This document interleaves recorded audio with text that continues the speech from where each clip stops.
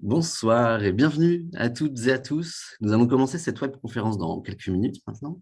En attendant, j'ai l'immense plaisir d'avoir la primeur de votre attention. J'en profite pour vous passer ces quelques messages au passage.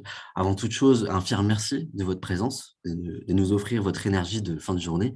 On est ravis d'être là avec vous en cette fin d'année 2021 pour ce troisième épisode du cycle de conférences Régénération.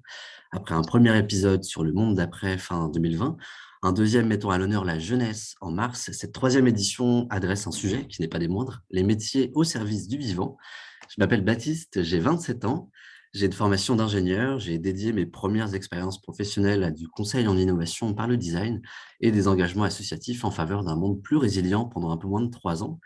Et depuis, j'ai rejoint le projet Open Land, où j'anime une communauté de plus de 560 individus qui s'efforcent toutes et tous de mettre leur talent au service de la transition environnementale et humaine. Voilà, maintenant que les présentations sont faites, quelques règles du jeu pour passer ce moment ensemble ce soir. Donc, nous sommes ensemble jusqu'à 20 heures et comme vous le constatez, vous pouvez communiquer par le canal discussion ou le canal de questions-réponses en bas de votre écran. Vous verrez, chemin faisant, il y aura plusieurs temps de questions-réponses avec les invités. Donc, n'hésitez pas à poser vos questions directement dans l'outil questions-réponses. On leur transmettra. Il se peut que nous ne puissions pas répondre à toutes les questions, mais on fera bien évidemment le maximum, c'est promis. Et merci de communiquer de manière non violente sur ces canaux. Je pense qu'en cette fin de journée, on peut largement se faire l'économie de toute animosité verbale. Voilà. Et avant de commencer et de laisser la parole à mon collègue Walter, je vous propose un défi facile à relever, où vous avez la parole. Je vous propose de nous écrire dans le canal de discussion où vous vous situez actuellement. Voilà, vous nous dire d'où vous venez ce soir. Ça nous permettra aussi de vérifier avec toute l'équipe que tout fonctionne comme sur des roulettes. Voilà, c'est parti. Et je vous remercie encore une dernière fois et je vous souhaite une très belle conférence.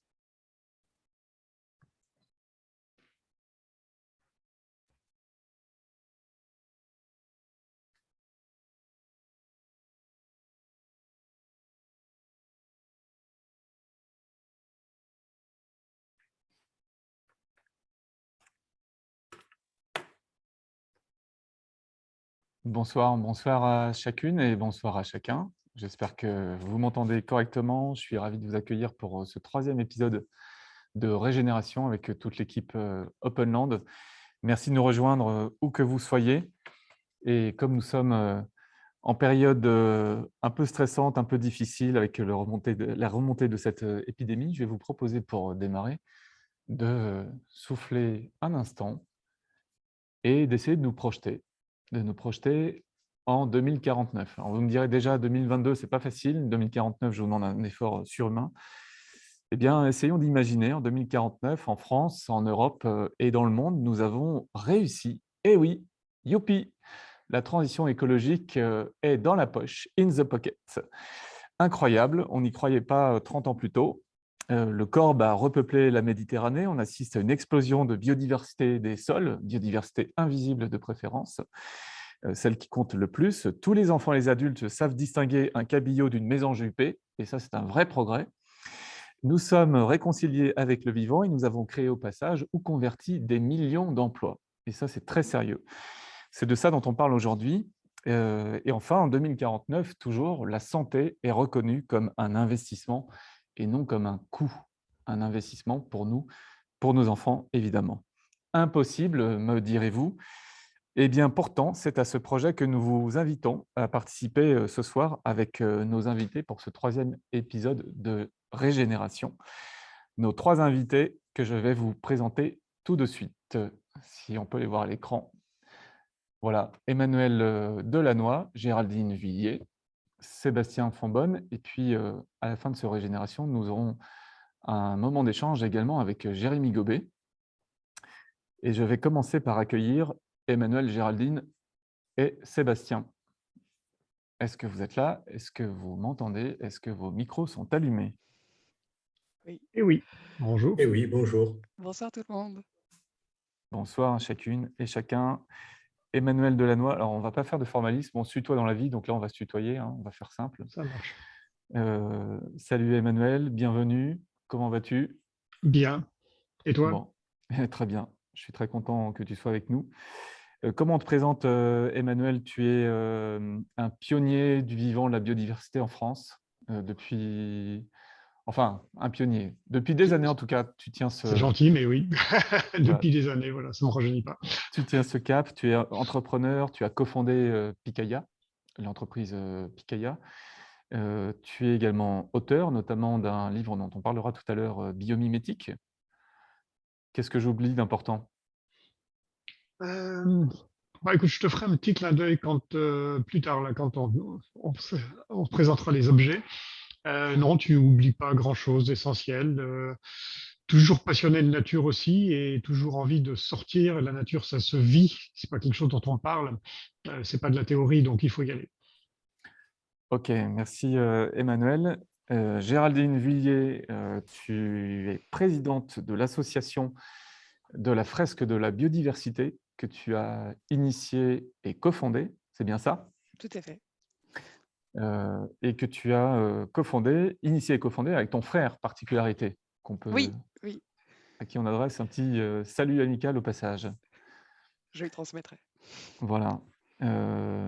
Et qu'est-ce qui t'a amené, Géraldine, à cofonder et initier ce projet? La passion pour, le vivant et puis, la découverte de la fresque du climat qui, nous a convaincus et nous a donné envie de faire la même chose sur la biodiversité. Au début pour nous amuser et puis après, c'est devenu un peu sérieux. Une belle inspiration, la fresque du climat. Et au passage, on peut faire un clin d'œil à Cédric Riegenbach, fondateur, son initiateur. Nous avons également Sébastien Fonbonne. Bonsoir Sébastien. Ton métier, c'est entrepreneur. Tu as cofondé Écocéan. Je n'ai pas tout à fait cofondé, mais j'ai rejoint effectivement Écocéan après de longues périodes d'amitié avec Gilles de Caillon, son président. Ok. Et tu co-diriges aujourd'hui cette entreprise. On va en parler tout à l'heure. En un mot, est-ce que tu peux nous dire ce que vous y faites?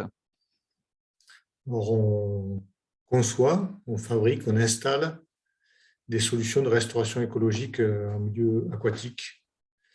On travaille sur la restauration de fonctions clés dans le cycle de vie, c'est les fonctions de nurserie.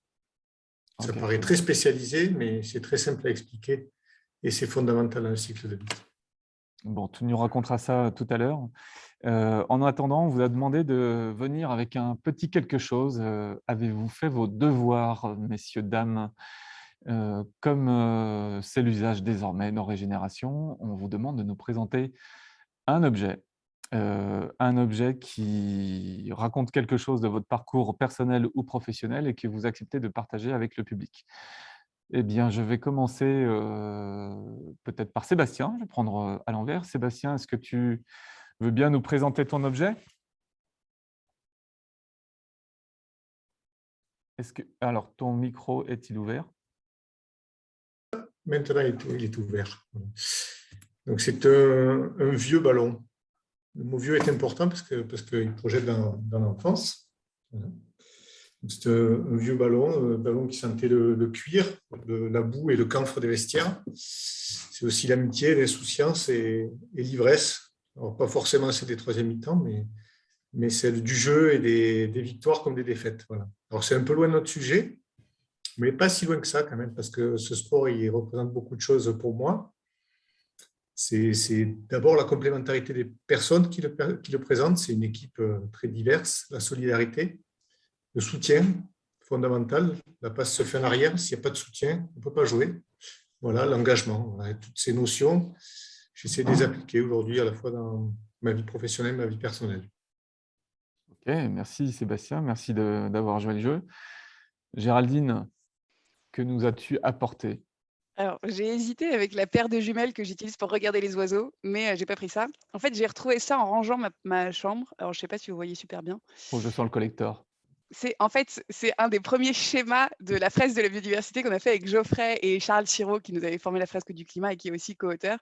Et on a vraiment commencé sur la table de la salle à manger de Geoffrey avec des petits morceaux de papier, mais vraiment pour se marrer en se disant: «Qu'est-ce qu'on va pouvoir mettre dedans? Qu'est-ce qu'on va pouvoir raconter comme histoire?» Et en fait, ça a pris de l'ampleur, mais c'est un des tout premiers, dessins avec des flèches dans tous les sens qu'on avait fait avant de simplifier un peu l'atelier quand même. Voilà. Ok, merci Géraldine. Très beau cadeau. Je pense que ceux qui l'ont vu fugacement auront pu prendre une photo au passage. Voilà, ça vaudra peut-être de l'or chez Christie's un jour, ne sait-on jamais. Et Emmanuel, enfin, pour ta part? Eh bien, je t'ai promis un private joke, mais qui va plus être privé du tout maintenant. Est-ce que ça te parle? Est-ce que ça évoque quelque chose pour toi, ça? Ça m'évoque des tribunes, mais je ne suis pas tout à fait Voilà, tout sûr. à fait. Tu m'as mis le pied à l'étrier pour écrire, puisque lors de la COP 21, donc à Paris, tu m'avais demandé d'écrire pour un magazine que tu dirigeais à l'époque, Terra Eco, d'écrire des chroniques sur la biodiversité, pour qu'on ne parle pas que de changement climatique, mais qu'on parle aussi de biodiversité, qu'on fasse le lien. Et donc voilà, c'est un petit clin d'œil, un grand merci, puisque c'est aussi grâce à toi que j'ai donné la parole à ce céramique Cerdo. Celui-là est en papier mâché, hein, c'est un travail d'année scolaire, donc qui est une artiste plasticienne, et qui a donc donné naissance à un premier livre après, suivi de deux autres. Et puis l'autre leçon, c'est que COP21, c'était quand même un grand moment de mobilisation et d'espoir. Et puis, ben, vous l'avez vu, on a subi quelques désillusions depuis. Donc, c'est aussi un message derrière ça, c'est qu'on a vraiment besoin de constance et de s'accrocher et de ne pas baisser les bras. Donc, voilà, ça fait quelques années, quelques messages que nous passe ce Cérambix à travers les ans. Ben, merci beaucoup, Emmanuel, pour ce présent, ce cadeau aussi que je prends personnellement, je ne m'y attendais pas du tout, qui nous renvoie effectivement à cette COP21 et à décembre 2015, cet espoir incroyable, et je pense sincère pour plein de gens quand ce texte, l'accord de Paris, a été signé. On va aussi en parler évidemment, même si, comme tu le dis très bien, notre souhait ici, c'est de montrer que le sujet de la biodiversité est au moins aussi important, si ce n'est plus, et encore faut-il faire des catégories, mais plutôt les lier et les mettre en système que le sujet climatique. Et puisque tu as la parole, Emmanuel, tu vas la garder. J'ai parlé de ton livre. En fait, il y a deux livres dont tu es auteur. Enfin, il y en a plusieurs, mais notamment ces deux qu'on voulait mettre en avant, Permaéconomie et Biomimétique. Biomimétique, c'est le dernier qu'on trouve encore dans toutes les bonnes crèmeries, comme on dit. Est-ce que peut-être, pour commencer par un mot sur ce livre, Biomimétique, qui est une référence évidemment au biomimétisme, est-ce que tu peux nous expliquer ce qu'est le biomimétisme dont on entend de plus en plus parler, sans pouvoir forcément mettre aisément des mots là-dessus? Qu'est-ce que c'est que le biomimétisme et aussi peut-être qu'est-ce que ce n'est pas d'ailleurs? En tout cas, qu'est-ce que ça ne devrait pas être? Qu'est-ce que c'est, pour commencer par cette partie-là de la réponse? C'est une démarche. Ce n'est pas une science, ce n'est pas une philosophie, c'est une démarche de conception, d'innovation qui repose sur l'observation du vivant, la compréhension du vivant et l'intention d'aller chercher des bonnes idées dans les systèmes vivants, de l'échelle moléculaire à l'échelle de la biosphère tout ensemble, finalement, pour innover durablement. Et je crois que c'est ça qui est important, c'est qu'il y a dans le biomimétisme, et c'est dans la définition internationale aujourd'hui qui est normée, qui est donnée du biomimétisme, il y a vraiment cette idée de faire rejoindre une intention d'éco-conception, donc de viser une biocompatibilité, une éco-compatibilité de nos innovations, avec l'observation du vivant qui va être quelque part la source d'inspiration.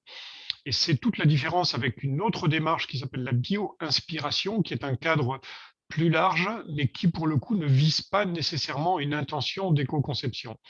Donc voilà, pour moi, le biomimétisme, c'est quelque chose qui a une intention de rendre compatible l'ensemble de nos activités, l'ensemble de nos activités productrices, l'ensemble de nos objets, de nos innovations compatibles avec le vivant au sens large. Quand on design un train à grande vitesse comme le Shinkansen, et cette idée qu'on entend souvent, enfin cet exemple qu'on entend souvent du Shinkansen qui s'inspirerait, dont la forme s'inspirerait du bec du martin-pêcheur, qu'est-ce qu'on fait? On fait du biomimétisme ou de la bio-inspiration?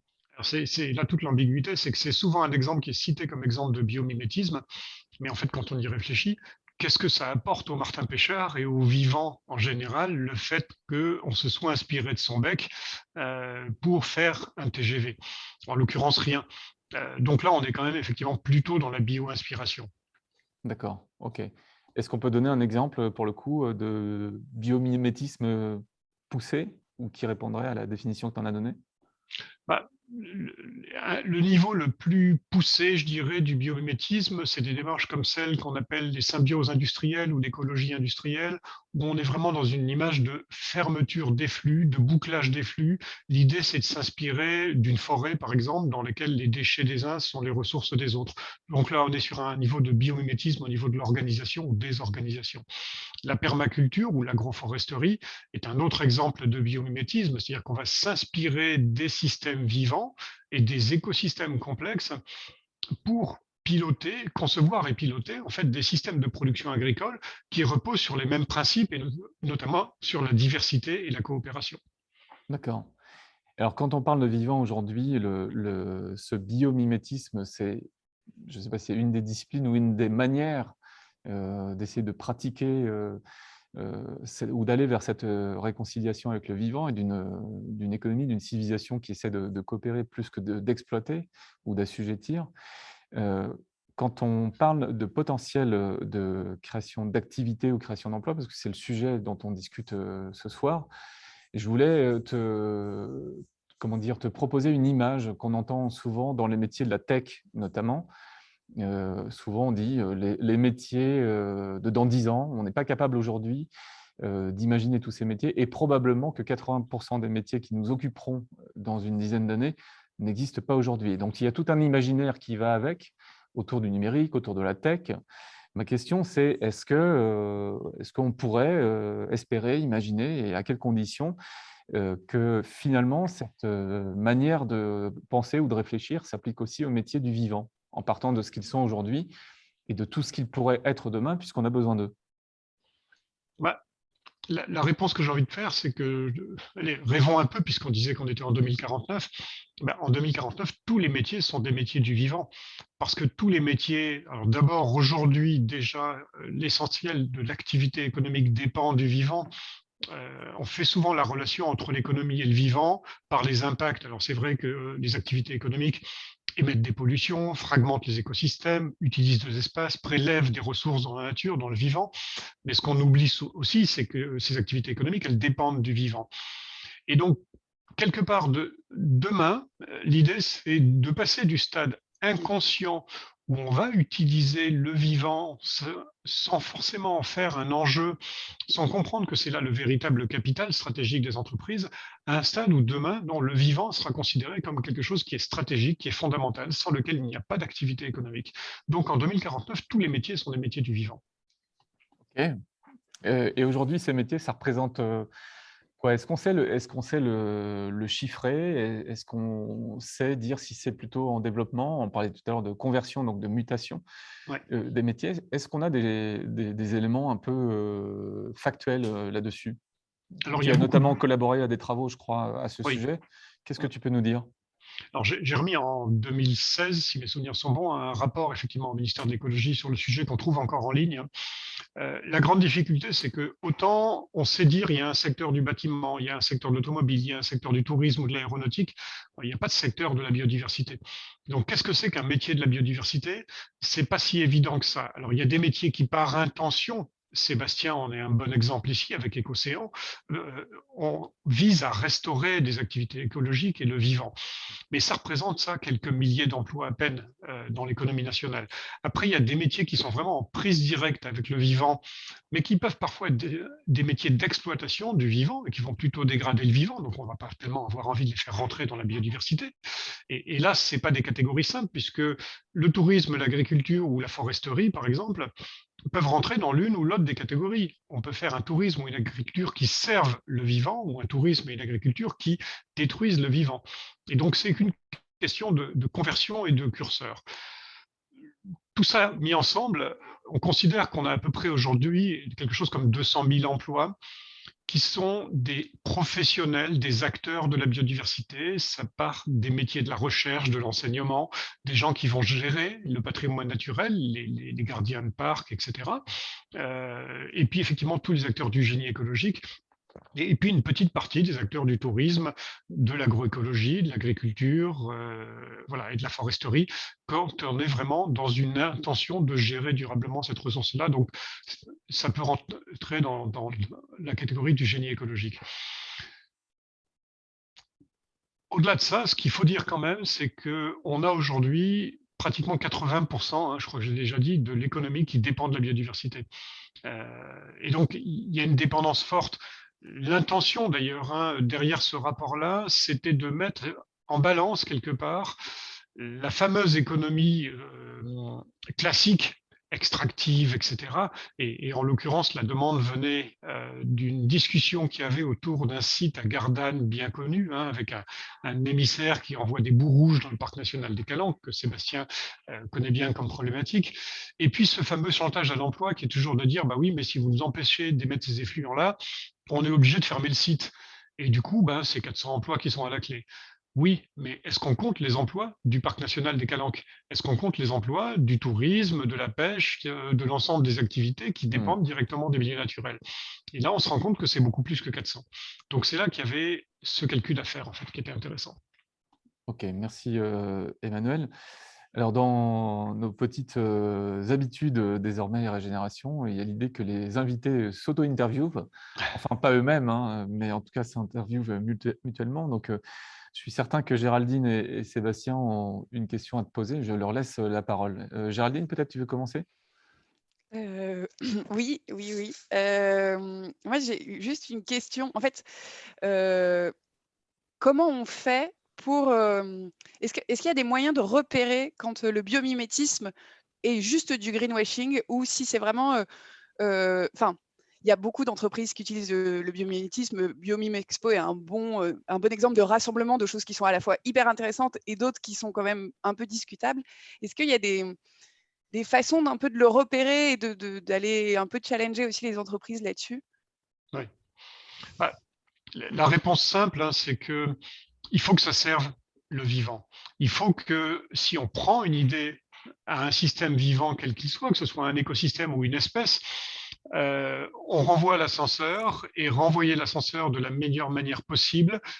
Et c'est là toute la démarche de l'éthique du biomimétisme, c'est de dire finalement cette innovation-là, elle doit apporter quelque chose de concret au vivant. Elle doit non seulement être compatible, mais offrir un champ des possibles ouvert pour le vivant. Je trouve qu'on parle beaucoup de biocompatibilité, d'éco-compatibilité. J'ai envie de rajouter le concept d'évo-compatibilité, c'est-à-dire que ça doit ouvrir la possibilité que le vivant évolue spontanément et puisse s'adapter aux changements globaux qui sont déjà à l'œuvre. Ça, c'est vraiment fondamental. On avait avant Biomimétique, c'est le livre Biomimétique et c'est même ce qui a inspiré le livre, avec un certain nombre d'acteurs, publié un manifeste qui doit être encore en ligne quelque part, qui s'appelait Pour un biomimétisme au service de la vie. Et en gros, voilà, on peut s'inspirer du vol des insectes, par exemple, pour fabriquer des micro-robots, des micro-drones qui vont polliniser la place des insectes. Je ne voudrais pas dire, mais ça, c'est pas du biomimétisme. Ça, c'est vraiment du greenwashing. Et même pire, ça veut dire qu'on va pouvoir se passer des insectes. C'est un cauchemar. C'est pas ça le biomimétisme. Donc voilà, le biomimétisme, il doit vraiment non seulement s'inspirer de la nature, mais pour reprendre la phrase d'Alain Renaudin, en l'occurrence, que tu as presque cité puisque tu parlais de Biomime Expo, Alain Renaudin dit souvent, c'est pas nous qui allons sauver la nature, c'est la nature qui allons nous sauver. Mais il faut qu'on l'aide à nous sauver. Donc à nous de renvoyer l'ascenseur, encore une fois. En tout cas, tu es d'accord avec cette idée qu'on peut, dans une certaine mesure, nous mêler de cette affaire. C'est-à-dire que les activités économiques peuvent se mettre au service de la nature sans entrer dans un nouveau rêve prométhéen ou parce que, avec le motif de la servir, finalement, on essaierait de nouveau de la contrôler ou on l'emmènerait dans une direction qui est celle qu'on imagine, mais qui n'a rien à voir avec ce dont le vivant a besoin. Oui, on est vraiment à la croisée des chemins. Au moment où on peut bifurquer d'un côté ou d'un autre, il y a d'un côté ce que tu évoques, qui est le rêve prométhéen de toujours plus de maîtrise du vivant, et à l'extrême, ça va jusqu'au transhumanisme, ça va jusqu'à la géo-ingénierie, donc manipuler le climat, manipuler l'ensemble des écosystèmes, etc. Et là, ça veut dire nous couper complètement et définitivement et de manière irréversible du vivant. Et l'autre trajectoire, qui est évidemment celle à laquelle je nous encourage tous, c'est d'aller vraiment dans la voie de la réconciliation, dans la voie de l'alliance, de la symbiose avec le vivant, et donc de rendre à chaque fois qu'on prend quelque chose, de respecter les potentialités. Il y a une image, je vais la citer, et ça plaira à tous ceux qui pratiquent ce sport-là, c'est l'image d'un surfeur finalement. Un surfeur, il interagit avec la vague, mais il ne cherche pas, il ne prétend pas maîtriser et dompter la vague.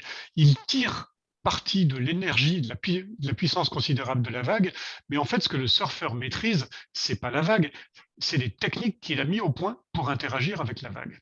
Et le rêve prométhéen, c'est perdre le contrôle de nos techniques, c'est ce qu'on est en train de faire aujourd'hui, c'est très grave ce qui se passe, pour essayer de maîtriser le vivant ou maîtriser la vague. Non, il faut absolument reprendre le contrôle de nos technologies et laisser le vivant s'épanouir spontanément.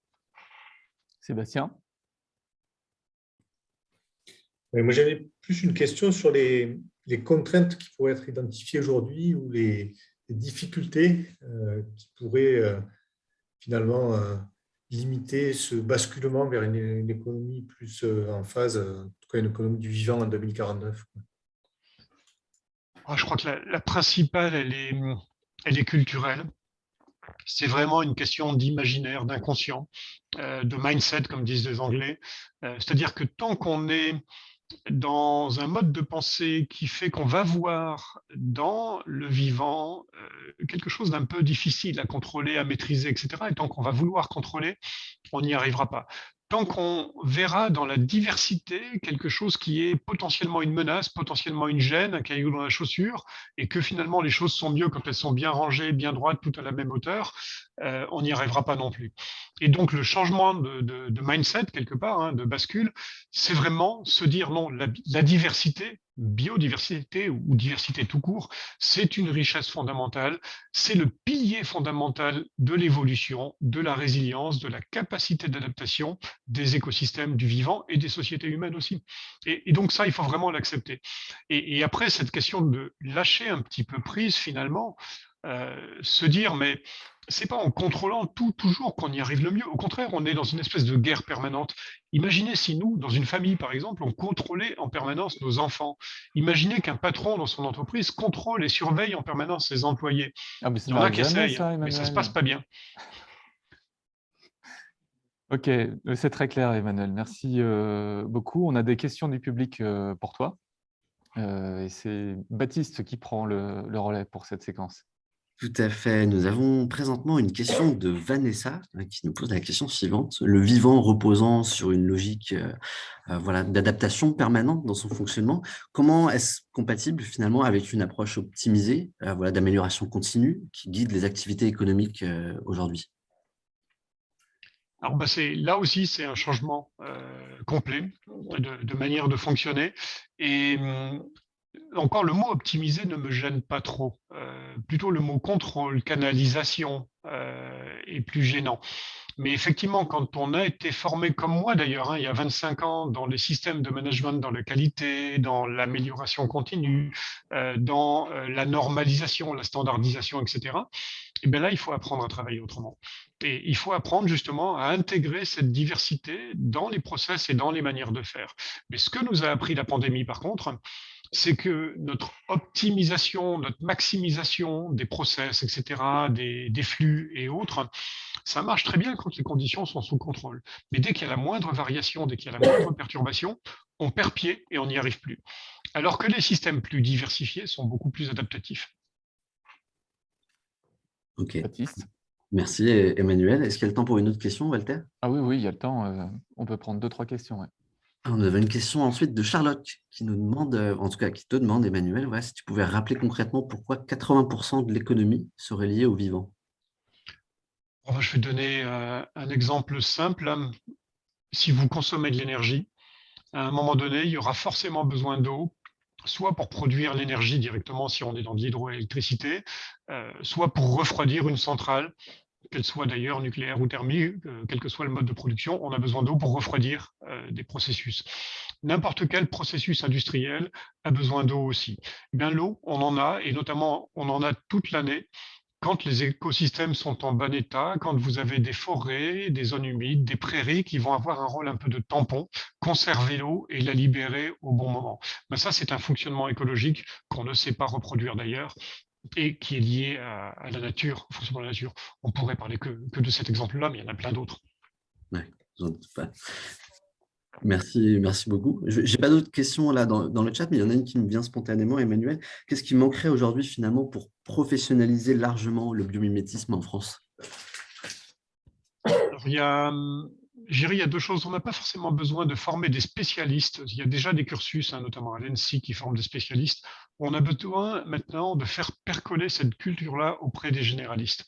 C'est-à-dire qu'en gros, il faudrait, mais même pas le biomimétisme, mais au moins la culture du vivant, la compréhension du vivant, que tout le monde, en école de commerce, en école de management, en école d'ingénieur, sache, effectivement, comme ça a été dit tout à l'heure, reconnaître une mésange IP d'une mésange nonnette, par exemple, ce qui est loin d'être le cas aujourd'hui, et un minimum d'expérience du vivant, de la nature, et un minimum de culture générale sur le fonctionnement des écosystèmes et l'évolution du vivant aussi. L'évolution, c'est fondamental.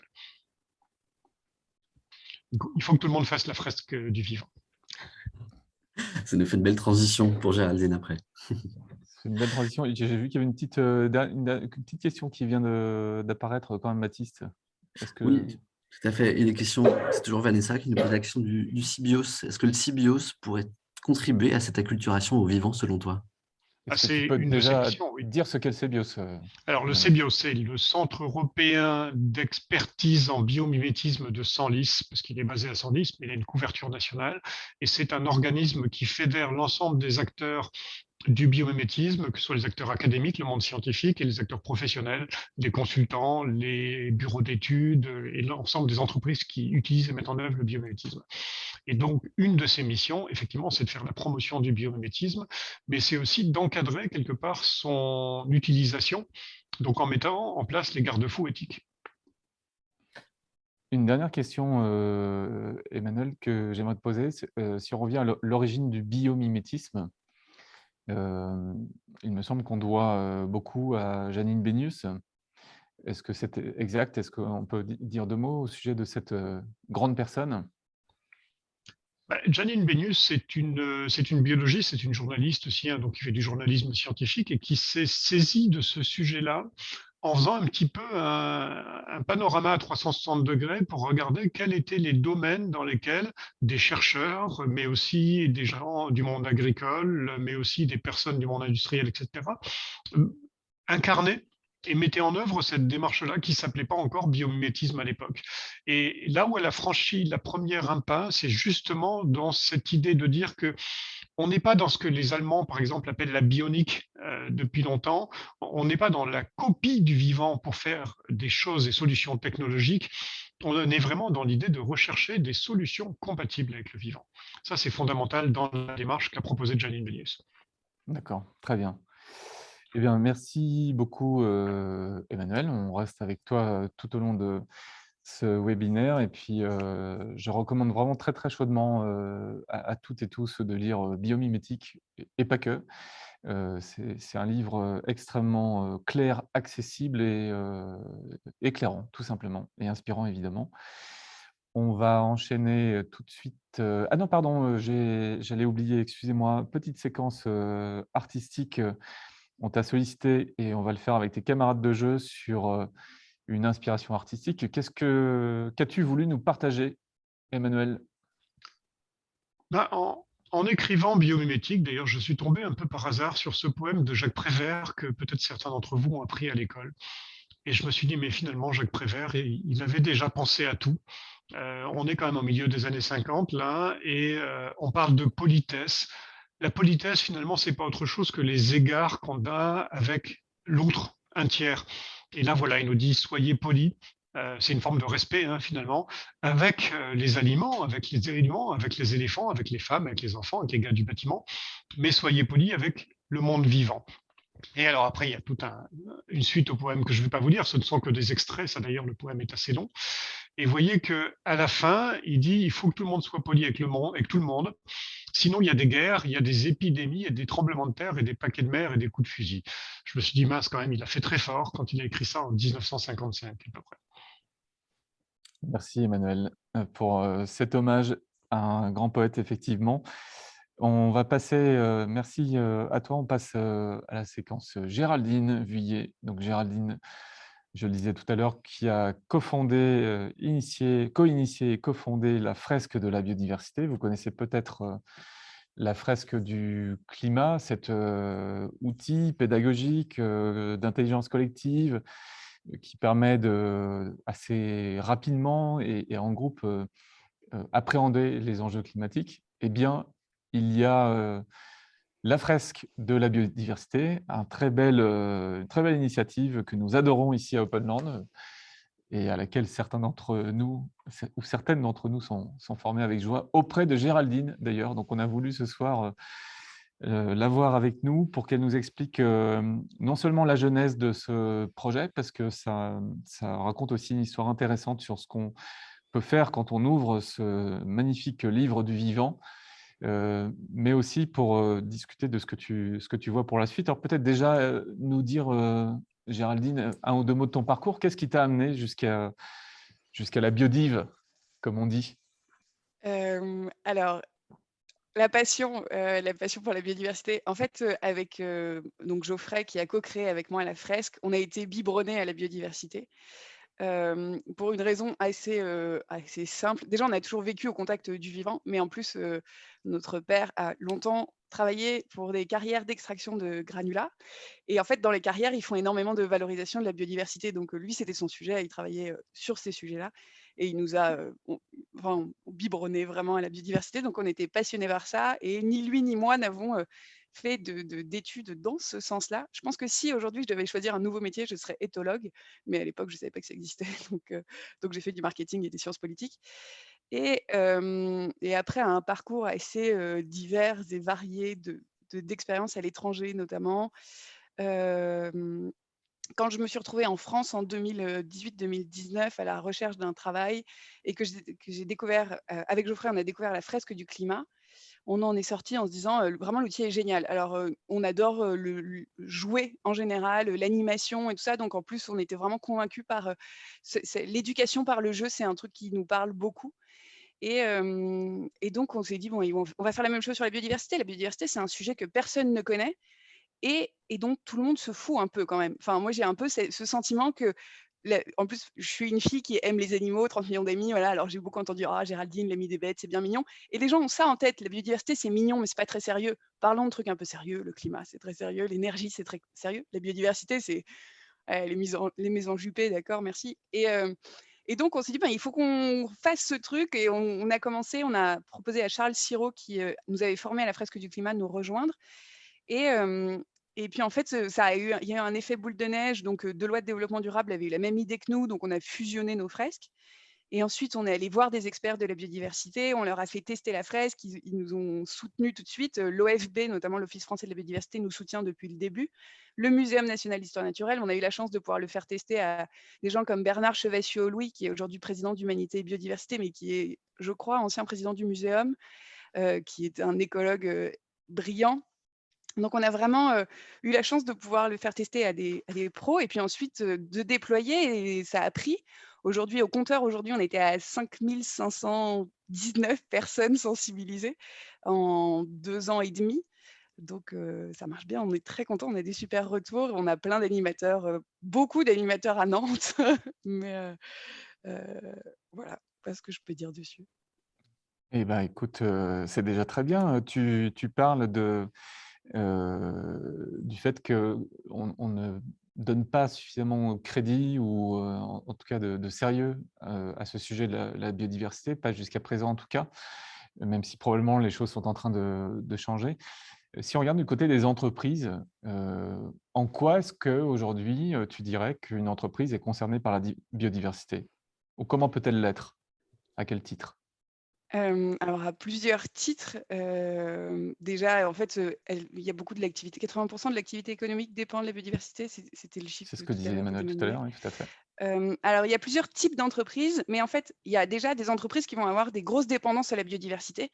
L'agroalimentaire, par exemple, la chimie, la cosmétique, les médicaments, tout ça, c'est vraiment des dépendances à des approvisionnements de la biodiversité, enfin qui viennent de la biodiversité. C'est 2/3 des médicaments, 70% des médicaments utilisés dans le traitement contre le cancer viennent du vivant. Donc, c'est dans le sujet sur l'alimentation, 100% de l'alimentation vient du vivant. Après, il y a des entreprises qui vont avoir des gros impacts. Les carrières en sont un très bon exemple. Il y en a beaucoup d'autres qui vont avoir des impacts forts sur la biodiversité et qui ont été soit précurseurs dans la façon de faire des études d'impact et ensuite de restaurer, soit contraintes par la loi. Parce qu'en fait, assez étonnamment, on parle peu de la biodiversité, mais le Code de l'environnement, il ne parle que de biodiversité. Il parle beaucoup de pollution, mais il parle énormément des études d'impact. En fait, tout ça, c'est de la biodiversité. Il parle beaucoup moins du climat que de cette biodiversité. Il y a des obligations réglementaires en France aujourd'hui qui sont très fortes, concernent beaucoup aussi l'immobilier, par exemple. Il y a plein de projets qui. Enfin là, on a vu, c'était il y a quelques semaines, l'entrepôt Amazon à côté du pont du Gard, à cause ou grâce à une pie qui n'a pas pu se faire, parce qu'il y a des études d'impact, qu'il y a des espèces protégées depuis assez longtemps en France. Et Et dans il ce y a cas-là, aussi. Ouais, pardon de te couper, c'est une réglementation qui existe déjà, qui existait déjà. C'est la ouais. seule application de cette réglementation. Il n'y a pas un éveil nouveau particulier ou une sensibilité nouvelle qui aurait fait que cette fois-ci, c'est l'API qui l'emporte. Alors si, parce qu'il y a eu de la mobilisation citoyenne et probablement que s'il n'y avait pas eu cette mobilisation-là, ça n'aurait pas fonctionné. C'est le 3e, 4e cette année, entrepôt Amazon dont la construction est annulée. Donc c'est assez exceptionnel et en fait, il y a un effet boule de neige de une fois, c'est le cas et puis ça se reproduit une 2e fois. Enfin, c'est la porte ouverte à toutes les fenêtres. Une fois que c'est fait à un endroit, pourquoi ne pas le faire ailleurs? Et puis en plus, en fait, pour les entreprises aujourd'hui, ce qui était peut-être moins le cas avant, il y a un très gros enjeu réputationnel. Et en fait, on attaque les entreprises beaucoup plus sur la biodiversité, sur leur impact sur la biodiversité que sur l'impact climatique, en dehors des grands pétroliers. Mais par exemple, les entreprises qui font de la déforestation, on les attaque pas parce qu'ils brûlent des arbres et que ça émet du CO2. On les attaque parce qu'il y a des orang-outans qui meurent, en fait. Et c'est ce qui va marquer les gens, ce qui éveille aussi la sensibilité et l'émotion. Et donc, elles vont être obligées de changer leurs pratiques à cause de cet enjeu réputationnel très fort. Mais est-ce que justement, dans la mutation économique, la mutation écologique de l'économie, la biodiversité n'a pas un atout, entre guillemets, c'est que c'est plus visible, c'est potentiellement plus proche, plus matérialisable il ne s'agit pas du tout de dire que la décarbonation de l'économie est un sujet annexe, bien au contraire, Non. on est d'accord avec ça. Mais il y a un potentiel de compréhension et d'appropriation qui est aussi plus fort, semble-t-il, une fois qu'on aura pigé les enjeux de la biodiversité. Oui. Et il y a, en fait, je pense que dans le changement climatique, il y a un côté émotionnel sur les conséquences du changement climatique qui sont guerre, famine, maladie, déplacement de population. Une Sur forme la de sidération. biodiversité, oui, ouais, exactement. Sur la biodiversité, il y a un enjeu émotionnel juste sur l'érosion, même avant ses conséquences. Nous, on le voit beaucoup en fresque, des gens qui sont assez bouleversés de se dire, mais en fait, la biodiversité, elle disparaît autour de nous. En Île-de-France, à Paris, 70% des populations de moineaux domestiques en moins. Le moineau domestique est vulnérable en Île-de-France et c'est quelque chose qui parle aux gens, en fait, de se dire, mais cet oiseau qui est tout le temps autour de moi, aujourd'hui, il y en a plus, il y en a moins. Donc effectivement, c'est palpable et ce qui est aussi très intéressant, c'est que les actions pour restaurer la biodiversité, elles sont visibles aussi. On voit que ça revient bien, ça revient assez vite dès lors qu'on n'a pas passé, des seuils où tout est mort et que là, bon, plus rien ne revient, mais c'est possible et donc c'est aussi plus facile d'embarquer les gens et moi je crois vraiment qu'on parle on parle de plus en plus de la biophilie qui est donc ce lien un peu inné que les gens ont avec le vivant, parce qu'en fait on en fait partie, qu'on est une espèce et qu'on a coévolué avec, le vivant depuis des milliers, des millions d'années, des milliards d'années, voilà, c'est la famille et donc c'est plus facile d'aller toucher les gens parce qu'on a, c'est un truc qu'on dit souvent en fresque, mais tout le monde a une bonne raison de vouloir sauver la biodiversité, en fait. Tout le monde. Et si c'est pas parce qu'on a un animal préféré, c'est parce qu'on n'a pas envie de tomber malade ou parce qu'on aime la diversité des cépages du vignoble français, par exemple, ou la diversité des fromages. On a tous une bonne raison de vouloir sauver la biodiversité, donc on peut plus facilement embarquer les gens.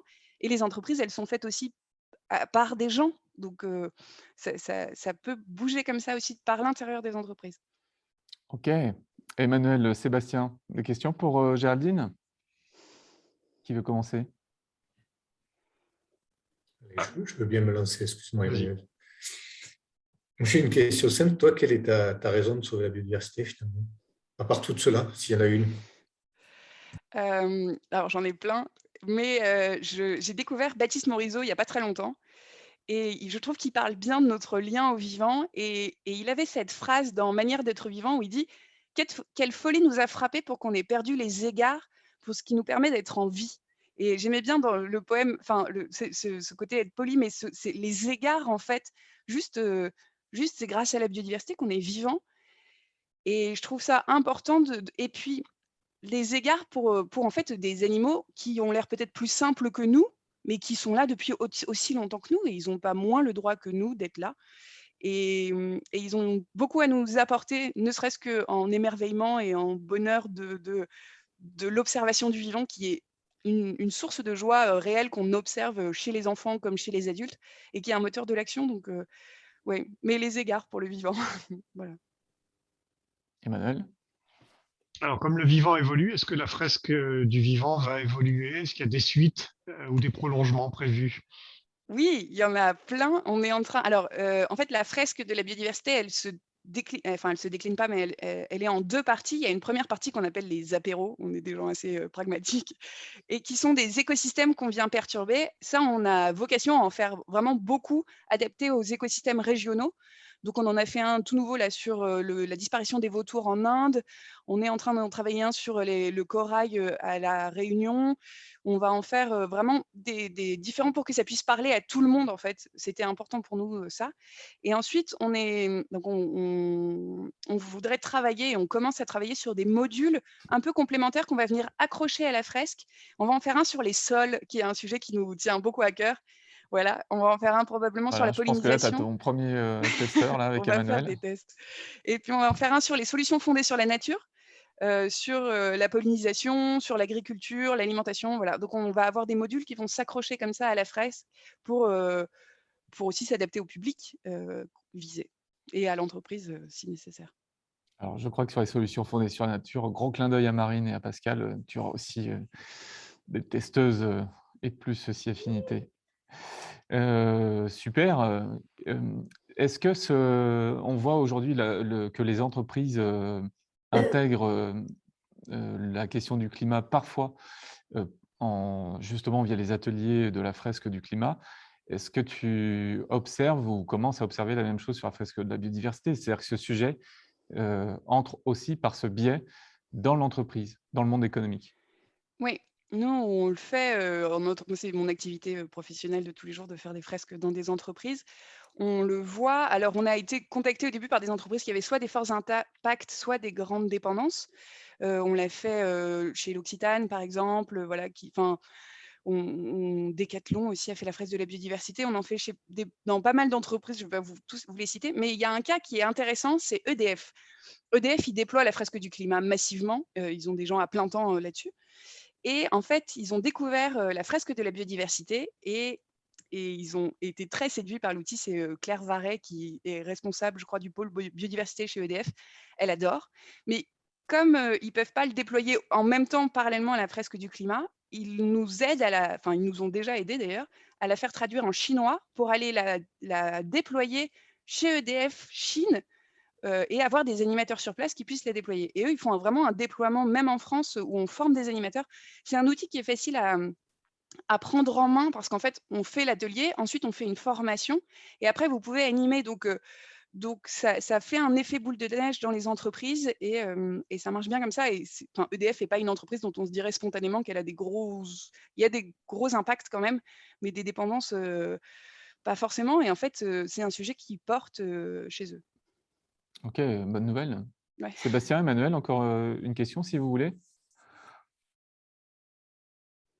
Ou pas, c'est pas obligé. Moi, j'en ai aussi dans ma besace. Non, mais c'est très clair. Tu peux y aller alors. Sébastien? Non? Non, je me demandais juste si un des problèmes qu'on avait, c'était de ne pas se considérer finalement comme un des maillons de cette biodiversité, quoi. J'ai l'impression qu'on se met toujours un pas de côté quand on en parle et quand on le regarde. Ce n'est pas une critique envers toi, Géraldine, c'est un mot général, hein, je m'y mets dedans. Mais quand on en parle, on fait toujours un pas de côté en le regardant de loin. Et finalement, on est juste un des maillons de cette biodiversité. On sera peut-être un des premiers à être impactés. Et elle se remettra peut-être après nous aussi. Peut-être pas tout le monde, mais voilà. C'est plus une remarque qu'une question. Alors, un rebond, Géraldine, je te laisse évidemment répondre.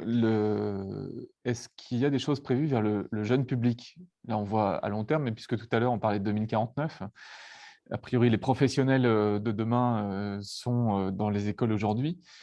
Quand je parle de jeune public, c'est aussi bien chez les juniors que dans les grandes écoles où on voit des étudiants arriver dans la vie professionnelle avec énormément de questionnements, voire d'angoisse ou d'éco-anxiété, notamment sur la question climatique. Mais est-ce qu'il y a des choses qui commencent à se faire sur ce terrain de la biodive dans les grandes écoles, par exemple, ou dans l'université? Alors, on aimerait bien, on n'a pas la force de frappe de la fresque du climat, sans faire de comparaison, mais qui font des rentrées climat très importantes. Mais on commence, on a déjà fait, en fait, une de nos premières fresques grand public pour beaucoup de monde, c'était au pôle Léonard de Vinci en 2019. Donc, on a comme ça des actions vers les universités et on a très envie de le faire. On invite nos animateurs d'ailleurs à aller contacter leurs anciennes écoles pour pousser la fresque. Et après, sur les plus petits, on est en cours de test d'une version junior pour les collégiens. Et on a fait pas mal de tests à Marseille sur aussi les classes de primaire. Et on va faire quelque chose d'un peu différent qui sera très axé sur ce qu'est la biodiversité et ce qu'elle nous apporte, et moins sur le côté mort, famine, tout ça. Pour les enfants, c'est quand même pas idéal. Mais pour se reconnecter au vivant, cultiver l'émerveillement. Et j'en profite pour rebondir sur ce que tu disais, Sébastien. C'est important pour nous, justement. En fait, l'humain, dans la fresque de la biodiversité, il sort sous la carte espèce humaine. On n'a pas mis activité humaine, on a mis espèce humaine et on le dit et on le répète à chaque fois en disant on en est une, on en fait partie. Et les services écosystémiques, qui sont une notion qui peut paraître hyper anthropocentrée, en fait, c'est des services dont le vivant profite et on n'est pas les seuls à en profiter. Et donc, on insiste vraiment dessus pour justement sortir un peu de cette division nature-culture, tout ça, et nous remettre au cœur du vivant. Les services écosystémiques que la nature se rend à elle-même, avant toute chose, et dont nous bénéficions faisant partie de la nature. Tout à fait. C'est ça l'idée? Oui, exactement. Ok. Est-ce que, Baptiste, on a des questions, interventions ou remarques du public? Absolument, Walter. Une question qui nous vient de Yannick, et c'est un clin d'œil tout particulier aux fabriques Opelland basées en Bretagne et en Anjou. Yannick qui pose la question: à quand une fresque de la biodiversité sur Angers et Lorient?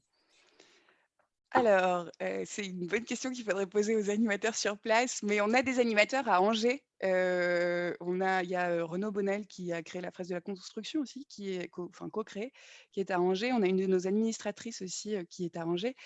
On peut vous donner les noms. Et puis, on a plein d'animateurs à Nantes qui se déplacent assez souvent. Tout à fait. Donc, Il est prévu une petite migration pour une fresque angevine au mois de janvier, si ça vous intéresse. C'est en cours de préparation. Voilà. génial. Et on diffuse les dates sur nos pages Facebook, LinkedIn, sur le site internet. Donc, il faut regarder souvent. Pour ceux que ça intéresse, Géraldine, on peut expliquer le principe. C'est que quelqu'un ou quelqu'une qui s'intéresse à ce sujet peut participer à une fresque en ligne ou physiquement, peut-être un peu plus malheureusement en ligne de nouveau ces jours-ci. Ça se fait en général, ça peut être en journée ou le soir, mais ça dure, faut compter 3 heures quand même, ça demande Ouais. un peu de temps. Mais c'est un moment très convivial. Et ensuite, ceux qui sont très motivés à l'issue de ce premier contact avec la fresque peuvent se faire former pendant 3 heures à nouveau, ce qui leur permettra à leur tour d'animer des fresques et de propager l'outil et sa connaissance. C'est bien ça? Tout à fait, c'est exactement ça. Voilà, 3 heures d'atelier, puis 3 heures de formation, et après, on anime où on veut. Voilà, si vous voulez être ambassadeur de la biodiversité, de cette manière, c'est possible. Baptiste, est-ce qu'il y a d'autres questions? Tout à fait. Une question qui fait lien avec une autre question qui a été posée précédemment à propos du biomimétisme. C'est Apolline qui nous pose la question. Voilà, est-ce que tu aurais des exemples concrets, Géraldine, de métiers qui se mettent au service de la préservation de la biodiversité aujourd'hui, ou qui vont dans ce sens du moins? Alors, je pense que dans la préservation de la biodiversité, il y en a beaucoup. Il y a tous les métiers autour de la sensibilisation qui, à mon avis, sont quand même la première étape vers la préservation. Après, peut-être qu'Emmanuel saura mieux répondre que moi, mais il y a énormément d'associations qui font, enfin, il y a les écologues qui font des études d'impact, qui vont aller permettre la restauration des espaces. Il y a des naturalistes. Enfin, il y a beaucoup de métiers dans ce sens-là, de spécialistes de la biodiversité. Voilà. Merci à Une toi. autre question, Baptiste? Ouais, j'ai Charlotte qui te demande plutôt, voilà, est-ce que tu as des exemples de décisions fortes qui auraient été prises suite à la réalisation d'une fresque en entreprise? Est-ce que ça aboutit à des plans d'action concrets? Alors, c'est une Oui, bonne encore trop question. tôt, peut-être. Alors, on n'a pas encore, on est en train d'essayer de voir si on peut mettre en place des études d'impact dans les entreprises et aussi chez les particuliers pour savoir quel a été l'impact concret de la fresque chez eux, est-ce qu'ils ont changé leur comportement. Après, nous, la fresque, elle a été beaucoup utilisée dans des entreprises qui soit avaient déjà un plan et mettaient déjà des choses en place et avaient besoin de sensibiliser leurs équipes, soit de faire du team building, en fait. Et enfin, moi, en tout cas, j'en ai pas animé encore pour l'instant auprès d'entreprises qui avaient pour objectif de trouver des actions. Ils avaient souvent déjà un plan et ils avaient besoin d'entraîner les équipes enfin, voilà, dans ce sens, quoi. Quels sont les objectifs chiffrés, s'il y en a, de la fresque? Géraldine, je crois qu'il y a des objectifs très ambitieux Oui. et avec quelques jalons. Est-ce que tu peux nous les donner? Alors, la version optimiste, c'est 1 million d'ici 3 ans, 7 milliards d'ici 5 ans, croissance exponentielle. C'est un Euh, virus, ton truc, là, c'est ça? Comment? C'est un virus, ça. C'est ça. Ça se propage hyper vite, hein. Il faut C'est que les viral. animateurs animent pour ça. Et sinon, on vise 250 000 fin 2023, 2024. Voilà. Déjà, si on arrive à faire ça, notre objectif, c'est aussi d'avoir au moins 3 animateurs par département, parce qu'on veut vraiment avoir une fresque qui soit. Nous, on n'est pas parisiens en plus, ce qui n'est pas un défaut, mais en fait, on voulait vraiment avoir une fresque qui soit présente sur tous les territoires. Et on a des partenariats avec des associations qui ont des implantations très fortes. On n'est pas là pour prendre la place ni de la FNE, ni de la LPO, ni voilà, mais juste de leur apporter des outils. Et donc, notre objectif, c'est d'ici 2023 d'avoir au moins 3 animateurs par département, 250 000 personnes sensibilisées et 8 000 animateurs, si je me souviens bien des chiffres, c'est ça. Après, on n'est pas super politique du chiffre, mais c'est important. OK, Et encore une fois, 7 milliards d'ici 5 ans. J'insiste sur cet objectif. c'est bien noté. Avis à la population. Tu as besoin de bras pour ce beau projet. Merci, Géraldine. Pour finir ta séquence, petite inspiration artistique que je te laisse nous partager. Oui, alors celle-ci, je l'ai trouvée sur internet, mais c'est une photo que j'ai prise quand j'étais en Australie, dans le parc de Kakadu, donc en Australie. En fait, c'est une peinture aborigène d'un kangourou, donc c'est de la peinture rupestre. Et j'ai pensé à ça quand tu m'as demandé une œuvre artistique, parce que on parle, dans la fresque, on parle des services culturels de la biodiversité et de l'inspiration culturelle de la biodiversité. Et sur notre carte, on a mis un tableau de Monet parce que, bon, on aime bien les impressionnistes, et puis qu'en fait, les impressionnistes, sans biodiversité, il n'y a plus grand-chose. Et j'avais eu la réflexion d'une de mes participantes qui m'avait dit: «Mais pourquoi encore et encore les impressionnistes?» Et j'ai repensé à cette photo. Et en fait, il y a des liens très forts depuis toujours. C'est un truc qu'on nous disait toujours de ne pas dire à Sciences Po, depuis la nuit des temps. Mais de ce lien de devoir, d'avoir envie de reproduire et de presque enfin, le vivant qui nous entoure. Enfin, j'adore les kangourous, mais il y a une précision dans le dessin. On voit la colonne vertébrale. Je trouvais ça assez extraordinaire. Et, et ça participe de l'émerveillement. Je ne sais pas pourquoi il a été peint là, j'en ai aucune idée. Mais voilà, de vouloir un peu ancrer la biodiversité aussi dans nos quotidiens. Et en fait, on fait souvent la séparation nature-culture, mais la culture, sans la nature, elle est rien, elle n'existe pas. Donc c'est important de l'avoir en tête et de pas de croire qu'on est trop déconnecté du vivant, mais qu'il est là autour de nous et qu'il a toujours été là autour de nous. Voilà. Merci Géraldine. Je ne peux m'empêcher de citer Philippe Descola qui rappelle que bien des peuples n'ont même pas de terme n'ont pas de vocabulaire, de mots pour la nature. C'est tout simplement un mot qui était étranger de leur vocabulaire puisqu'il n'y a pas de séparation entre eux et la nature, et entre le phénomène humain et ce qu'on appelle, nous, la nature. Merci à toi. On va passer à la séquence de Sébastien Fonbonne. Donc, tu es directeur général adjoint de Écocéan, entreprise qui est installée à Montpellier et à Marseille. Et qui, tu vas tout simplement nous expliquer que fait Écocéan aujourd'hui et que fais-tu au sein d'Écocéan? Écocéan, c'est une petite entreprise qui aujourd'hui a 16 salariés. Donc, comme je l'ai expliqué tout à l'heure, notre objectif, c'est d'essayer de reboucler le cycle de vie des poissons côtiers, là où il a été perturbé par les activités humaines. C'est extrêmement concret. On n'est pas un bureau d'études, on ne fait pas d'études d'impact, etc. C'est très important, il en faut, mais ce n'est pas notre métier. Notre métier, c'est bien de concevoir des solutions, de les mettre en place et de les suivre scientifiquement. Parce que là aussi, mettre des choses à l'eau et ne pas suivre, ça n'a pas trop de sens non plus. Il faut aussi qu'on sache, qu'on arrive à évaluer l'efficacité de ce qu'on fait. Est-ce que c'est abusé de dire que vous participez à, je ne sais pas si on peut le dire comme ça, mais à réparer la mer?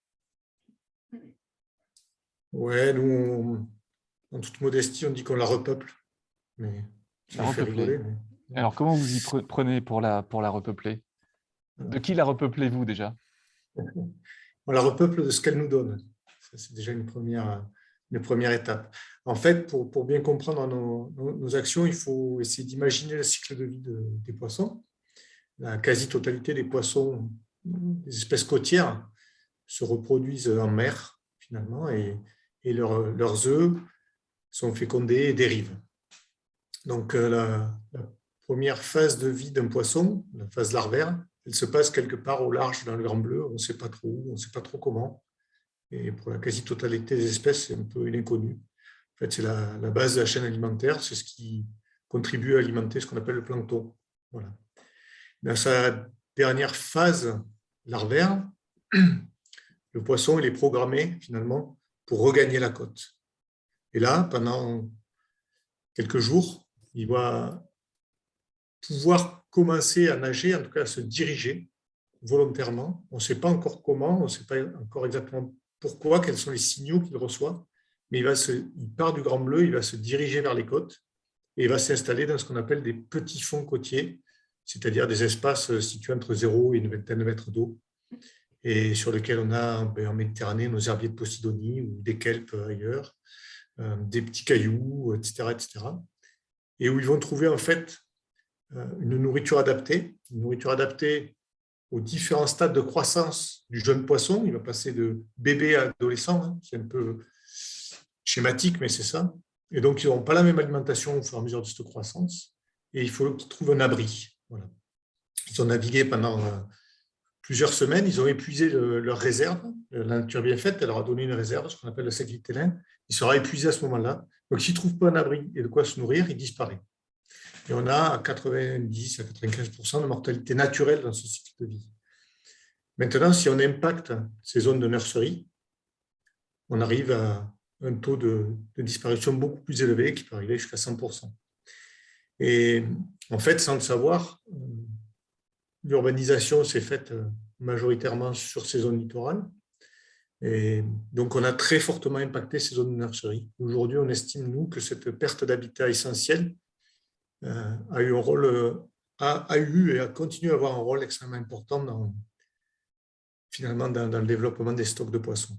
Je parle de stocks sans projection halieutique. On n'est pas dans une optique de production au sens halieutique.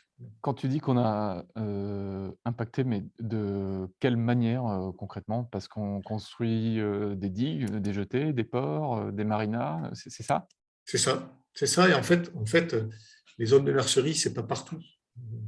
Une étude très récente en Méditerranée montre qu'en fait, il n'y a que quelques milliers de zones de nurserie. Ce sont des zones abritées, calmes. Et forcément, ce sont des zones que l'homme a aménagées en priorité pour faire des ports, par exemple. C'est ce qu'on recherchait aussi. Donc, D'accord. Beaucoup des zones de nurserie sont aujourd'hui ont été impactées par ces aménagements. Et l'autre point, c'est que ce sont des espaces qui sont très peu protégés. Quand on a mis en place les parcs, en général, les fonds de baies des parcs n'étaient pas en zone de protection. L'objectif était de protéger des gros poissons. Et si on veut des gros poissons, il faut aussi qu'il y ait des petits poissons à un moment donné. Et c'est là tout l'objectif en fait, de notre travail. D'accord. Alors concrètement, comment vous y prenez? Il y a, je sais pas, il y a une jetée, il y a un port, une marina. Qu'est-ce que vous faites en quelques mots? On a deux voies d'action complémentaires en fait.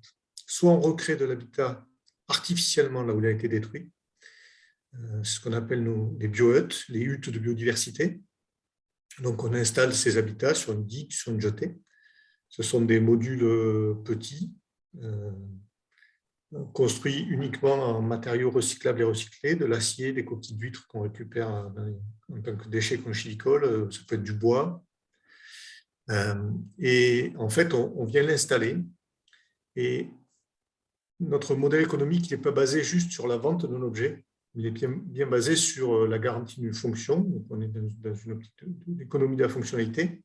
On va signer un contrat, le temps d'aménager cet espace, donc pendant 4 ans, 5 ans. La durée de vie de notre produit est estimée aujourd'hui à 4-5 ans, à l'issue duquel on le retire, on le recycle entièrement et on repart sur un nouveau contrat avec le gestionnaire du port. Donc là, on remet cet habitat qui est totalement adapté aux fonctions que j'ai indiquées tout à l'heure, c'est-à-dire qu'il y a un substrat qui va se coloniser et qui va apporter naturellement de la nourriture adaptée aux jeunes poissons, et des systèmes de grilles ou de double cage ou de barrières qui permettent aux jeunes poissons de venir se protéger à l'intérieur pendant les chasses. Voilà. L'autre voie de travail qu'on développe, c'est finalement de court-circuiter quand l'impact est vraiment trop important. Par exemple, on travaille sur une zone de rejet de station d'épuration ou dans le grand port maritime de Marseille. Certaines zones du grand port maritime de Marseille peuvent être équipées, on l'a fait parce qu'elles sont d'une qualité convenable. Par contre, quand les pressions sont encore trop présentes ou la pollution est encore trop présente, à ce moment-là, on court-circuite, c'est-à-dire qu'on pêche des larves au large, on les élève à terre avec des procédures de non-domestication, sans médicaments, etc., etc. Et on fait du repeuplement poissons sauvages, les poissons que nous a donné la nature, finalement. Donc, on travaille avec un brassage génétique qui est fait par la nature. On n'est pas avec des reproducteurs sélectionnés, etc., etc. Et en plus, on implique aussi les pêcheurs petits métiers dans ce processus, puisque c'est eux qui vont nous pêcher les larves. En fait. On les paye pour aller pêcher des larves et participer au repeuplement de ces poissons. Encore une fois, on ne fait pas de sélection sur l'halieutique, on travaille sur la biodiversité au sens large. Si on pêche des gobies, on remettra du gobi. Si on pêche des mérous, on remettra des mérous. Donc, j'entends qu'il y a une coopération avec la filière. Est-ce que tu peux nous citer comme ça quelques-uns des métiers, puisque c'est l'objet aussi de notre discussion, que l'on trouve dans ton entreprise? C'est quoi vos métiers? Déjà, la moitié, on est plongeur. Voilà. Alors, on est plongeur ou on l'est devenu, parce que moi, je l'étais de façon très épisodique. On l'est devenu par nécessité et par passion. On a des techniciens qui sont des opérateurs subaquatiques qui vont les installer nos bio-huttes, qui vont les nettoyer de temps en temps, parce que quand on met un objet dans l'eau, si on veut garder sa fonction, il faut aussi un petit peu le nettoyer. On va avoir des techniciens aquacoles qui sont chargés d'élever les poissons qu'on pêche. On va avoir un gros volet communication, Géraldine, et de sensibilisation, puisqu'on n'est pas une entreprise d'éducation à l'environnement, pas du tout, mais on a été amené à le faire. Aujourd'hui, on a une quarantaine de ports équipés, et puis très rapidement, les ports nous demandaient si on pouvait faire venir des scolaires quand on installait ou quand on faisait des suivis, justement, etc. Donc, petit à petit, on a développé pas mal d'outils et des jeux autour des sons sous-marins, des sons sur le cycle de vie du poisson, etc. Donc, ça fait partie aussi des gens qui sont chez nous. Et puis après, on est 2-3 à travailler sur la R&D, c'est d'imaginer les produits de demain. Ok. Géraldine, Emmanuel, vous allez prendre ma place avec vos questions, si vous en avez pour Sébastien. Si tu veux, je commence. Écocéan, ce n'est pas une ONG. c'est une entreprise. Et donc, forcément, une entreprise, elle a des clients. Et qui sont vos clients et pourquoi ils vous payent? Qu'est-ce que vous créez comme valeur pour eux? C'est une bonne question. Alors là, les premiers clients qu'on a, ce sont des gestionnaires de port. Donc, ça peut être des collectivités, des petites communes, ça peut être des privés qui gèrent des ports. La démarche est totalement volontaire de leur part. C'est-à-dire qu'il n'y a aucune obligation réglementaire aujourd'hui à mettre des solutions de nurserie dans un port. Donc, si en Méditerranée, on doit être à 30, alors il doit y avoir en tout, je crois, 35 ports équipés en Méditerranée. S'ils sont allés là-dedans, c'est qu'ils étaient à peu près convaincus. Nous, ce qu'on a vu, c'est que des directeurs de port, au début, nous, on les considérait un peu comme des gardiennes de parking à bateau. Mais en fait, ce sont des passionnés de la mer. Et quand on était allé discuter de ça avec eux, ils s'étaient engagés depuis plusieurs années sur des démarches port propre, par exemple. Donc, ils avaient travaillé sur la réduction de leurs déchets, sur des aires de carénage, sur le tri des déchets, etc., etc. Ça leur a paru naturel, effectivement, aujourd'hui, d'arriver à travailler sur la biodiversité, de valoriser cette biodiversité au sein de leur port. Après, on travaille aussi avec des grands groupes, c'est assez varié, soit dans le cadre de construction de nouveaux ports ou de grands travaux.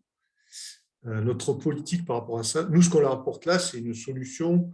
Alors, nous, on n'aime pas parler de compensation parce qu'en milieu marin, on ne sait vraiment pas ce qu'on détruit, en fait. Donc, c'est souvent très compliqué de parler de compensation.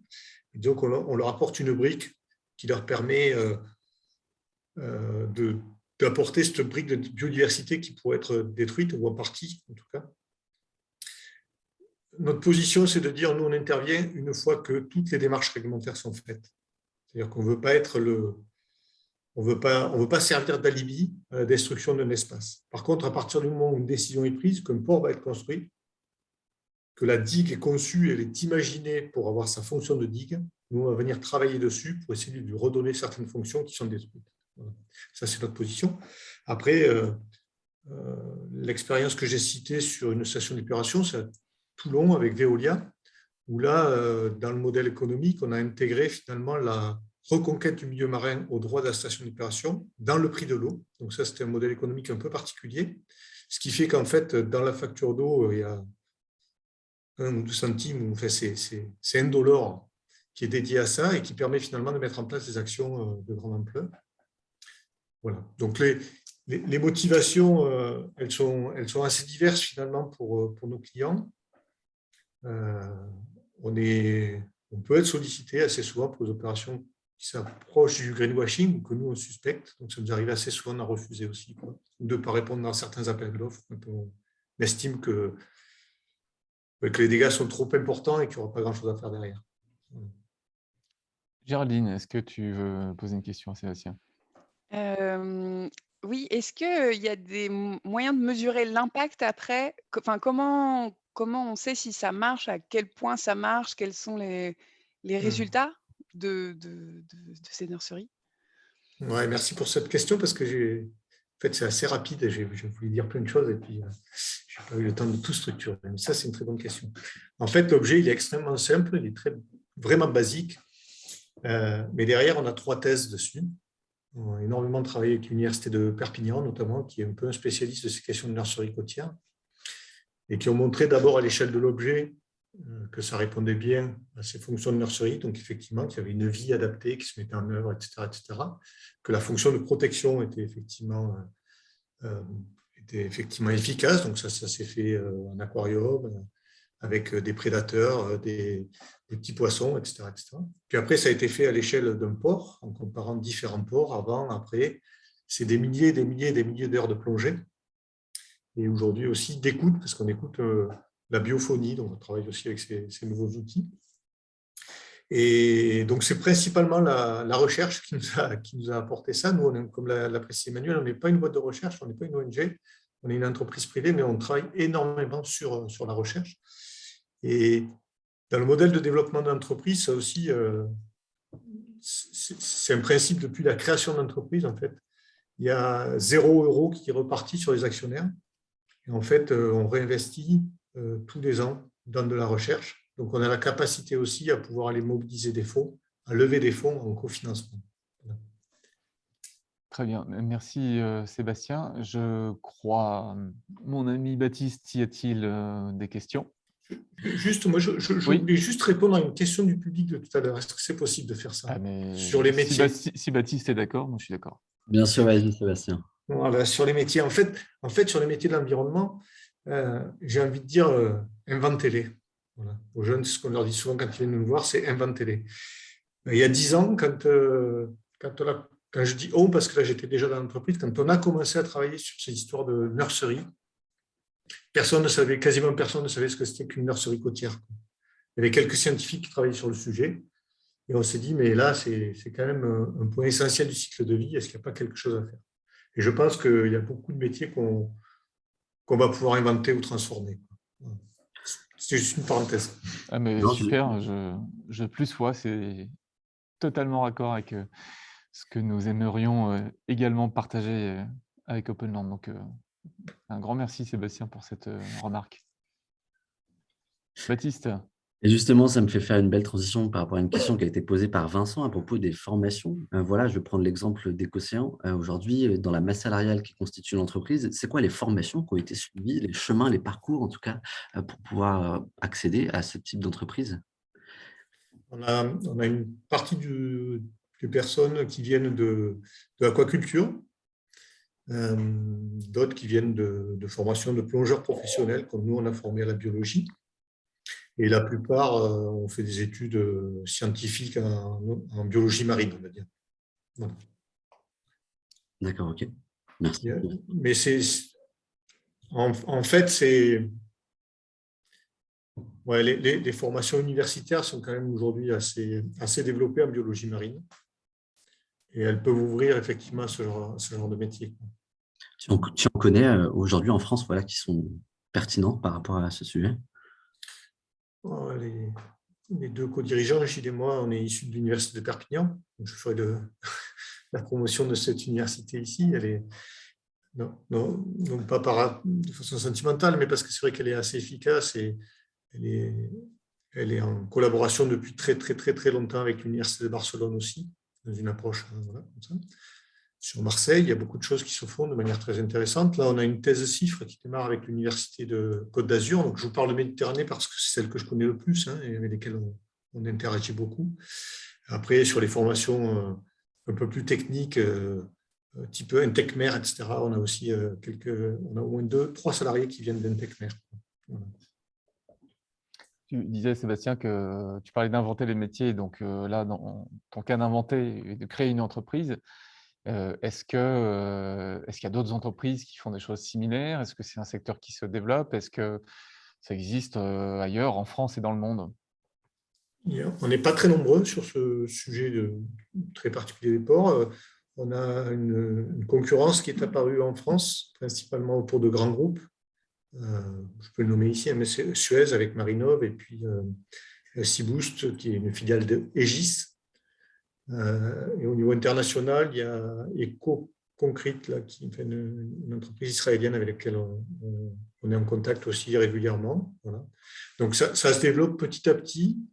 Mais nous, on voit que pas dès que, mais très souvent, quand on démarche un pays, en fait, on a un retour très positif. Là, on travaille beaucoup actuellement en Europe du Nord, au Danemark notamment, en Suède, maintenant aussi sur l'Espagne.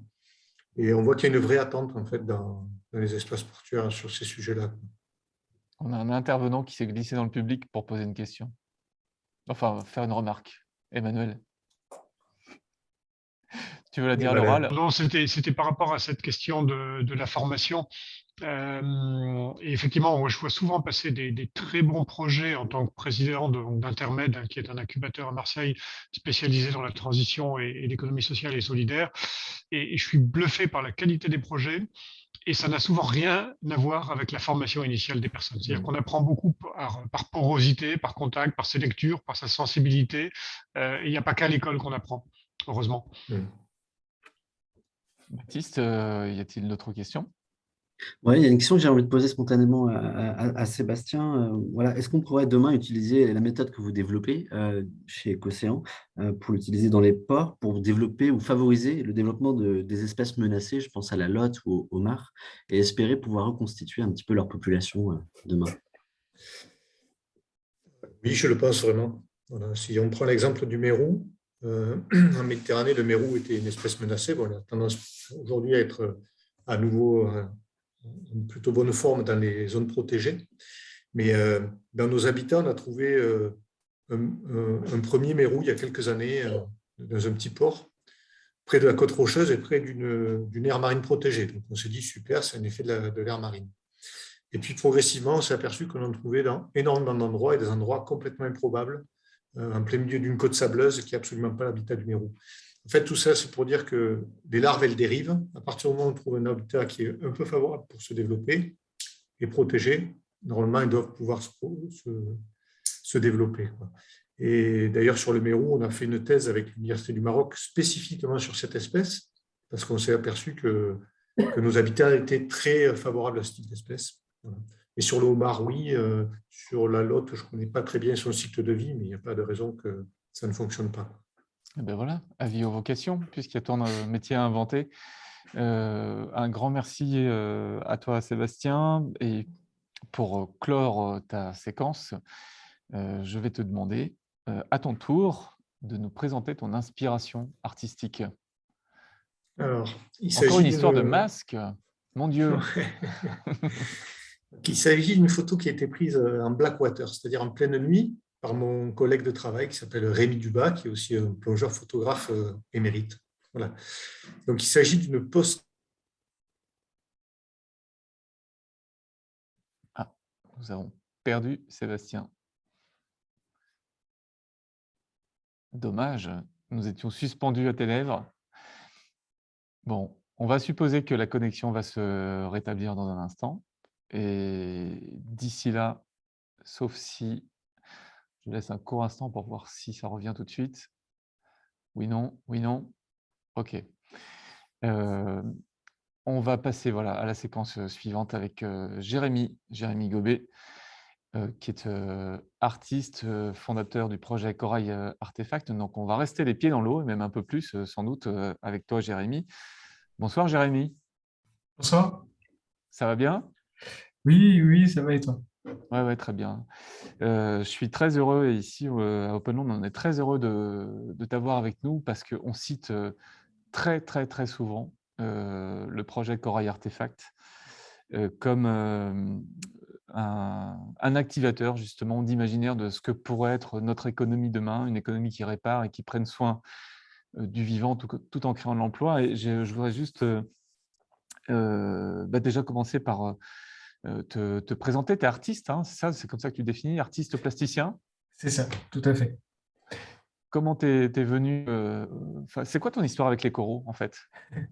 En fait, l'histoire avec les coraux, elle commence d'abord par mon histoire, mon entrée dans l'art, en fait. Moi, je viens pas du tout du monde artistique, mais j'ai toujours aimé dessiner depuis que je suis tout petit. J'ai toujours rêvé un peu de ça, mais sans savoir que c'était un métier possible, des études possibles.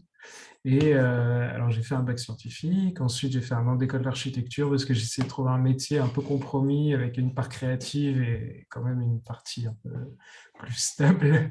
Et arrivé aux Beaux-Arts, par hasard, en fait, c'était dans l'amphithéâtre à l'école d'architecture. Il y avait une étudiante à côté de moi qui me dit « Tu devrais plutôt aller aux Beaux-Arts ». Et j'ai dit « Ah, c'est quoi les Beaux-Arts ?» Et du coup, j'ai découvert ça et voilà, je suis rentré dans l'art à ce moment-là, mais du coup, j'avais aucune connaissance, aucune culture de la création.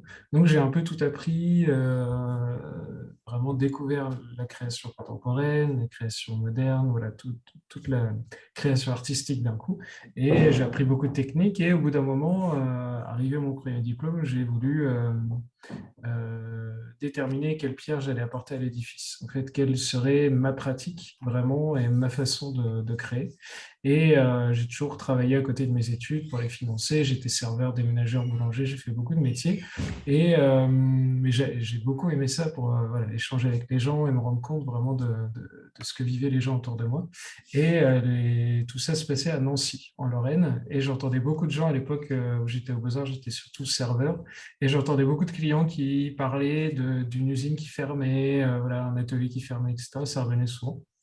Et du coup, je suis allé dans une usine dont j'avais entendu parler de la fermeture qui était imminente. Et en fait, les employés étaient tellement heureux de rencontrer quelqu'un qui n'était pas journaliste, homme politique ou quoi, mais juste quelqu'un pour les rencontrer.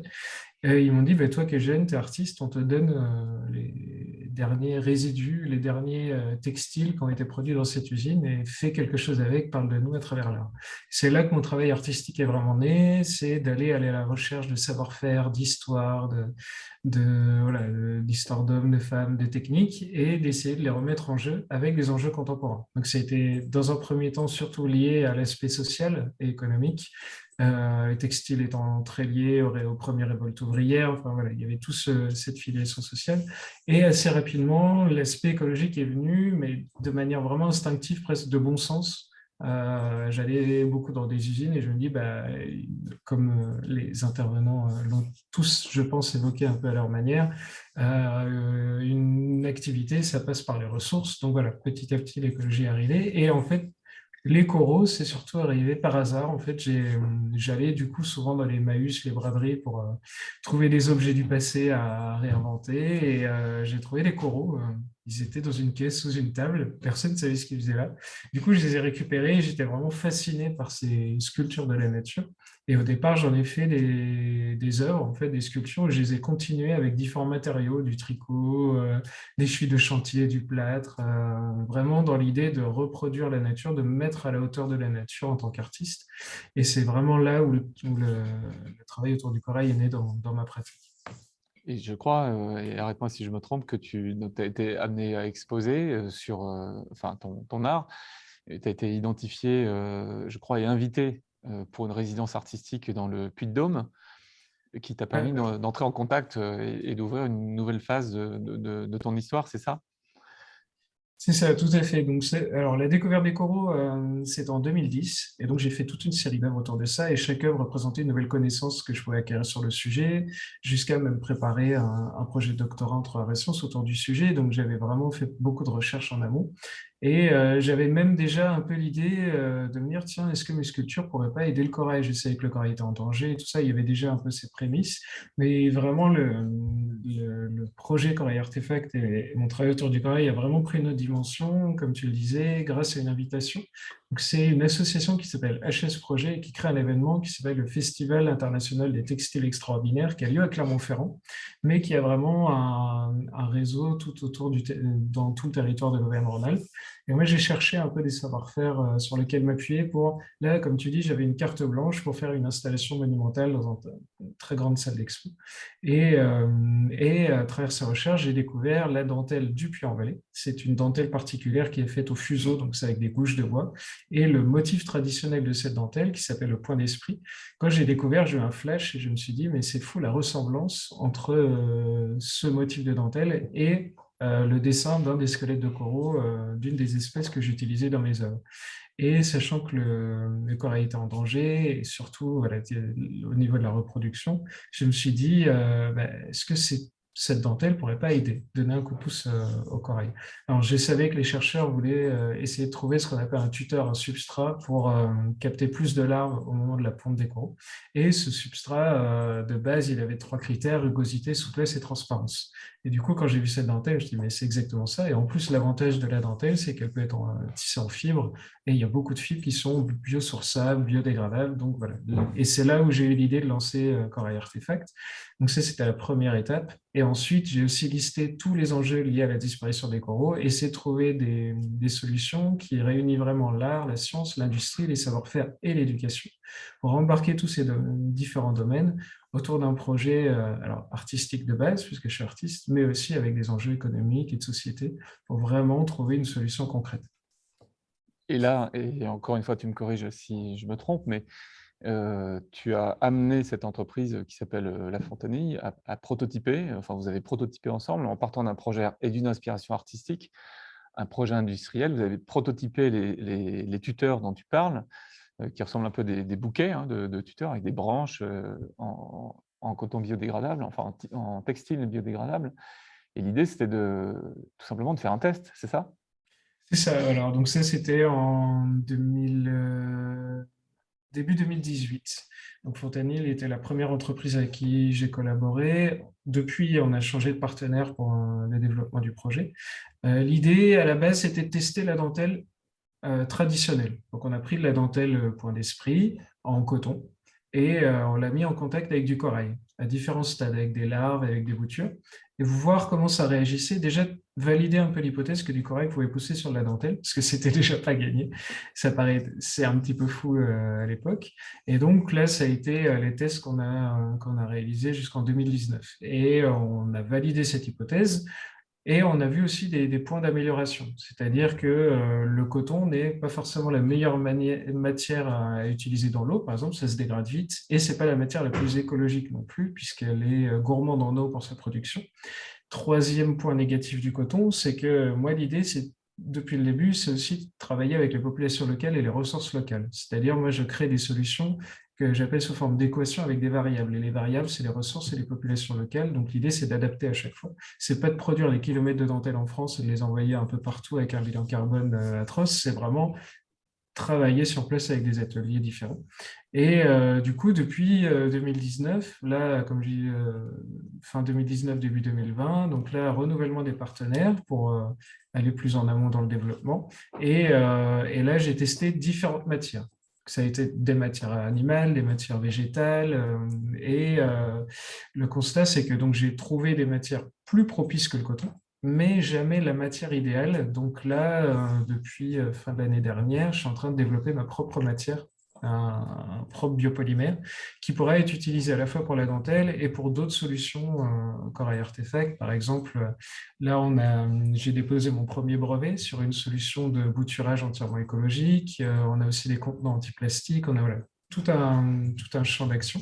Et donc, cette matière que je suis en train de développer pourrait s'appliquer pour tout ça.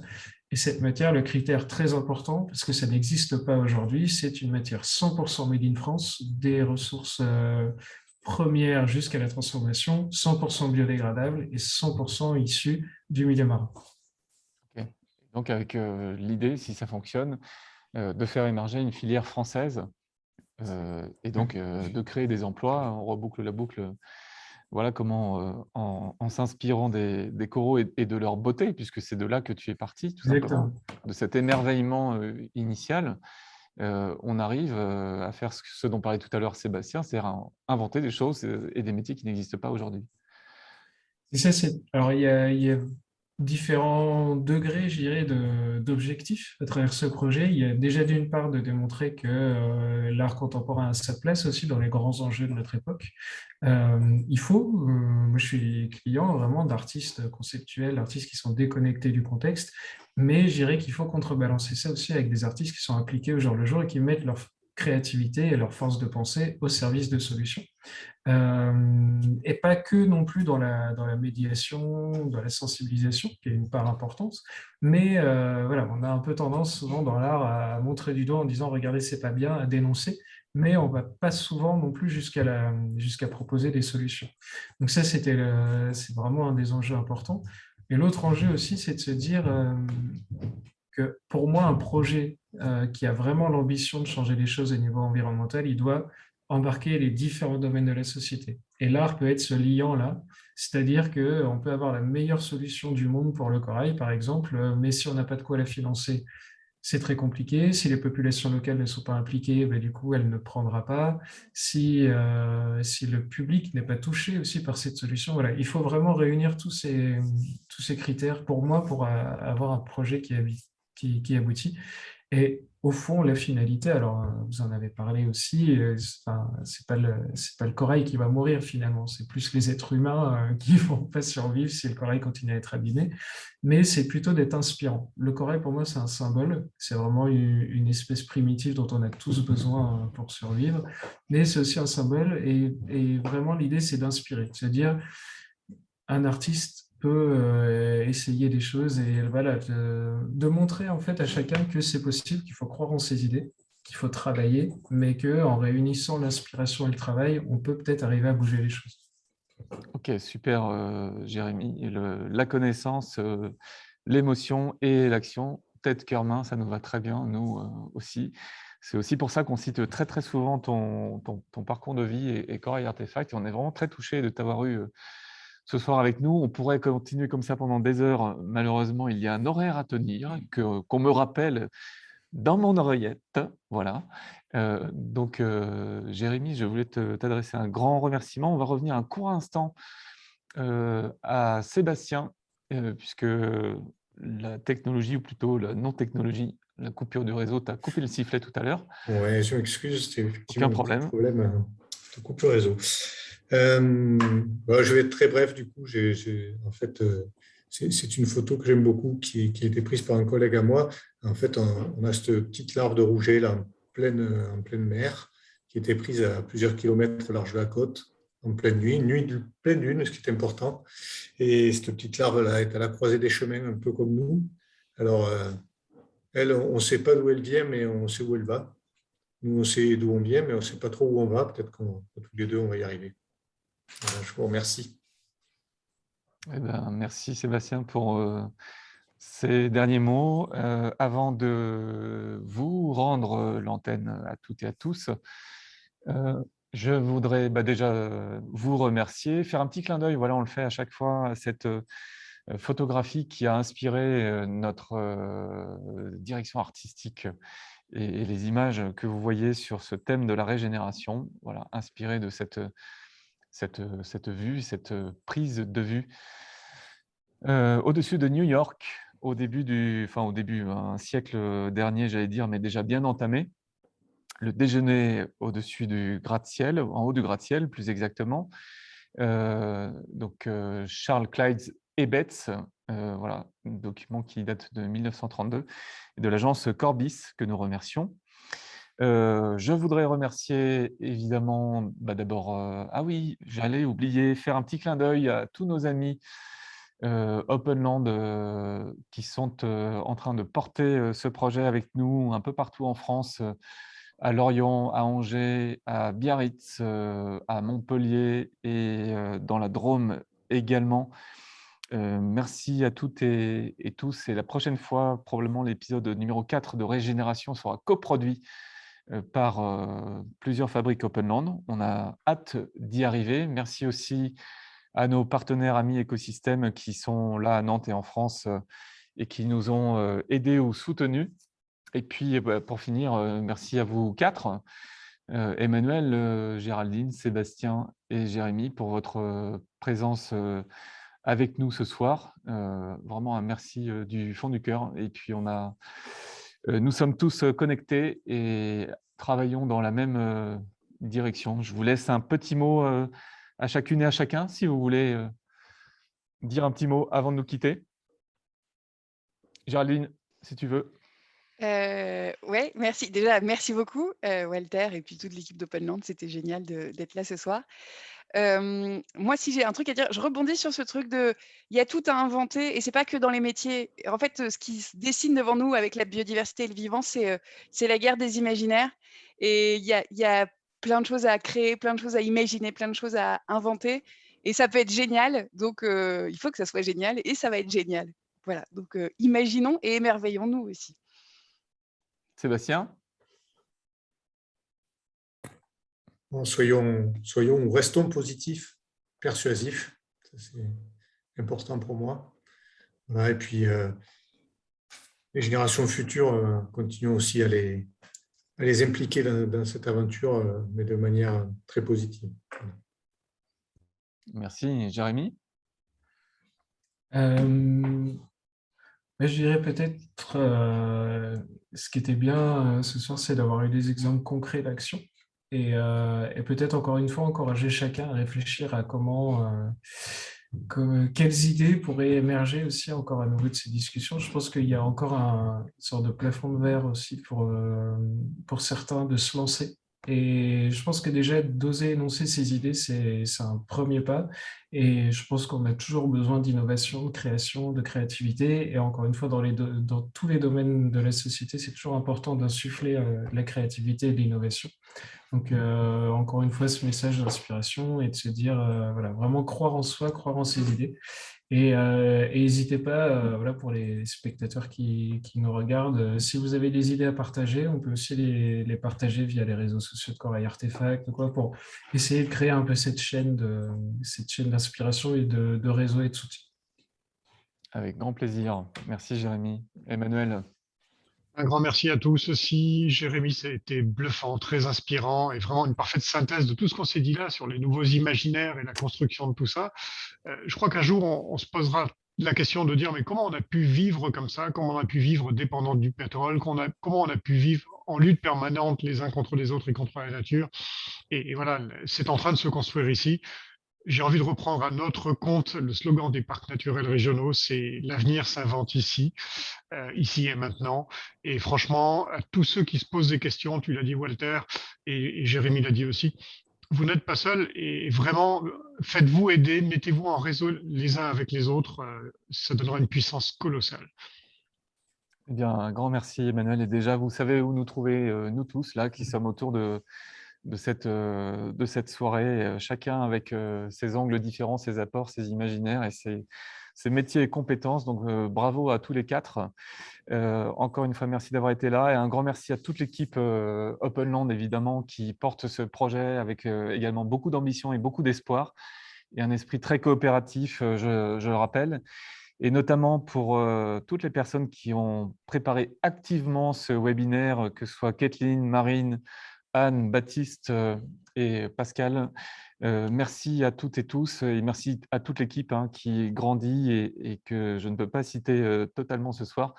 Mais venez nous voir, on vous fera des fresques de la biodiversité avec grand plaisir. Géraldine, on t'attend à Nantes quand tu veux, puis d'ailleurs, on ira te voir aussi dans d'autres régions. À très bientôt pour un prochain épisode de Régénération. Passez une bonne soirée. Ciao, bye bye. Salut.